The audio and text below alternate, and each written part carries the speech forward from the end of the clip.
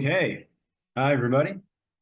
Welcome to Phil and Dave's Excellent Adventures. Just Dave here.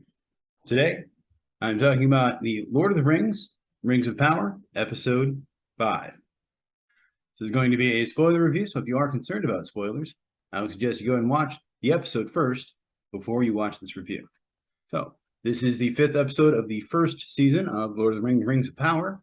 As far as what I liked about the show, I liked Robert Aramayo as Elrond. Again, he continues to do well. Joseph Mall as Adar, Owain Arthur as Prince Durin IV, Michaela Kavanagh as Norian. This one I particularly liked.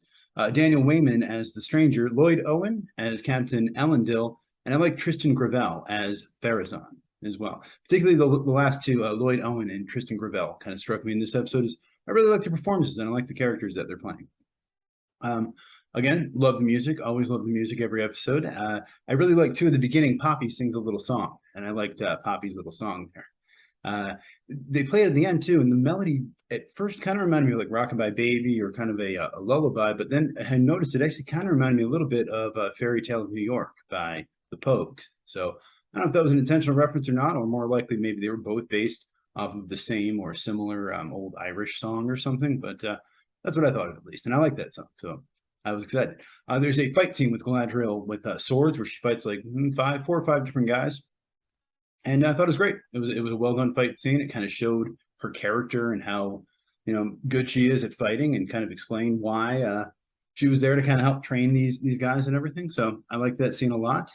There's a tree story they tell where they explain the tree that provides the light or provided the light for the land, and the way they animated it and the way that it was sort of designed and explained, I thought was really cool. I like that story, and I like the way that it looked. We got more of the Stranger in this one. We saw a little bit more about him and his relationship with Nori.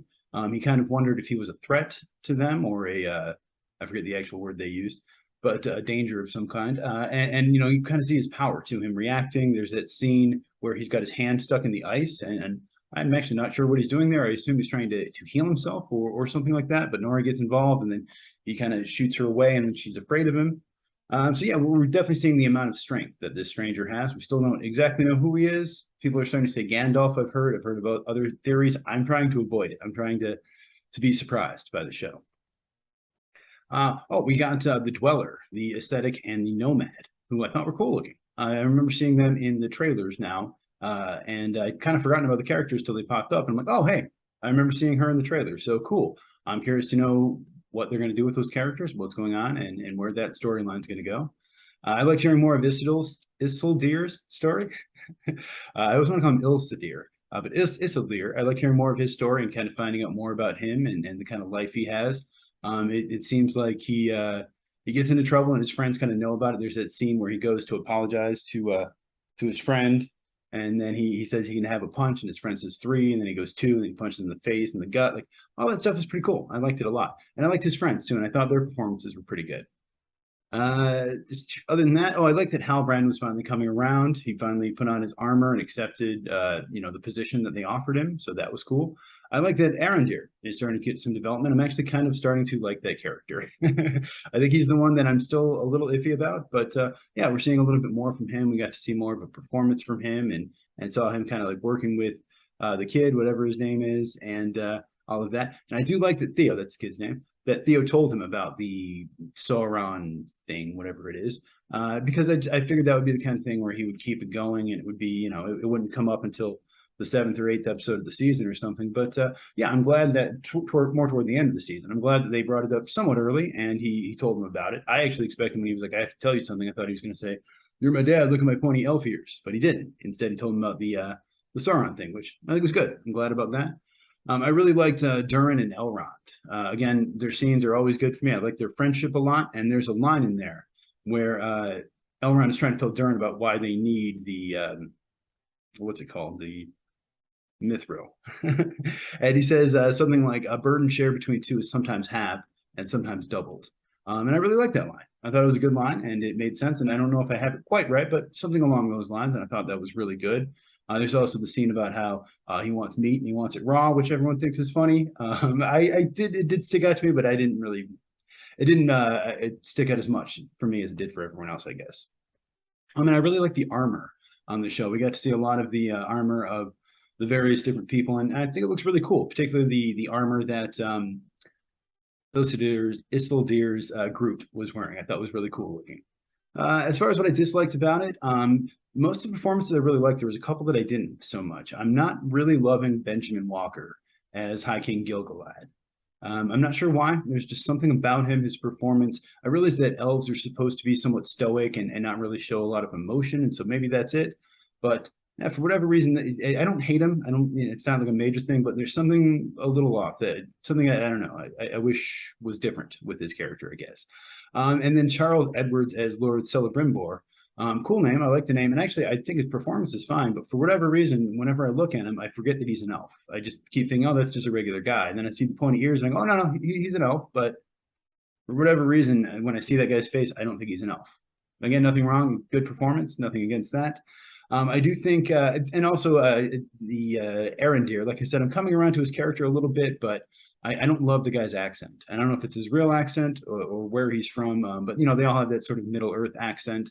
And he and also Nazanin Boniani's, their accents are just a little bit off for me. Again, not bad, not totally out of place, but just something about it where I'm just like, I feel like everyone else is doing one accent and you're doing a slightly different accent here. And then Galadriel, I know I've heard a lot of people say she's an unlikable character. I actually think Galadriel's great. She's probably my favorite character on the show. I think some people think that maybe it's out of character for her to be fighting and kind of, this aggressive kind of person, but I don't think it really is. And I don't really care, honestly. But I think she's fun. I like her performance. I like that she's kind of a badass. But there is a scene with her and Halbrand where I expected her to kind of open up a little bit more and reveal a little bit more about herself. And she did a little bit, but I guess not as much as I expected and not as well as I hoped. But again, I think, the elves are supposed to be somewhat stoic, so I guess that kind of makes sense and didn't really bother me that much. I can sort of see why people think she's unlikable because, she is kind of unlikable, I guess, or she's got this personality where she obviously has a high opinion of herself and she's, maybe it seems like things are a little too easy for her. I don't really think that because she had to deal with the shipwreck and various other things. But I think if it were a male character acting that way, I wouldn't have a problem. And I honestly feel like a lot of people that do have a problem with her probably wouldn't care so much if it were a guy. Maybe I'm wrong. I don't know. But that's what I have to say about that. And there does seem to be, in this episode in particular, I noticed a bit of bickering, just a kind of arguing in between. And on the previous episode, I actually sort of liked that they kind of avoided that. And I have heard other people say that as a criticism for the show. This is the only episode where I really noticed it seemed like there was a little bit too much arguing, where I'm like, all right, let's just get to the point here. And in this particular episode, I thought the second half of the episode was a little slow compared to the first half. But there's some good stuff in the first half. I did notice, too, there's a scene where somebody goes up to Adar, is that his name? Right? And tries to sort of worship him, and he calls him Sauron. Says like, Sauron, I pledge my allegiance to you or fealty or whatever he says. And he gets very angry and attacks the guy. And so that leads me to believe that he's probably not Sauron, or at least he doesn't want people to think that he is Sauron. And I did notice, too, that it seemed like they cut away, like he was about to kill somebody or about to do something to someone. And then they show the person's face, reacting in fear, and then just cut. So yeah, which is fine. I realize the show's got more of a family-friendly tone than, say Game of Thrones or whatever. But I do feel like the movie's had some gore and violence and brutality, and the show has as well. But I guess, I don't know, I'm a little concerned that maybe they would avoid too much of that, because I don't mind a little gore. That being said, I do think it's supposed to be kind of a family-friendly show. This is the kind of show that I think if you had a 10-year-old, you could probably sit down and watch it with them and not be too concerned. I'm not a good reference for that, but yeah, so maybe that's something you're doing intentionally. But me personally, as an adult, I don't mind a little gore, so I wouldn't mind a little bit more of that. Other than that, this is another one directed by Wayne Yip, and this is his third one now. And I didn't really like his first one so much because it had the fight stuff. It was very stylized, but I haven't noticed it in this episode or the one before it. So yeah, overall, I think this was a pretty good episode. I think I'm going to give it an 8 out of 10. As far as my score. So if you saw the episode and if you've been watching the show, let me know what you think of it down in the comments below. Thank you so much for watching. Hope you have a great night, and I will see you here again next week.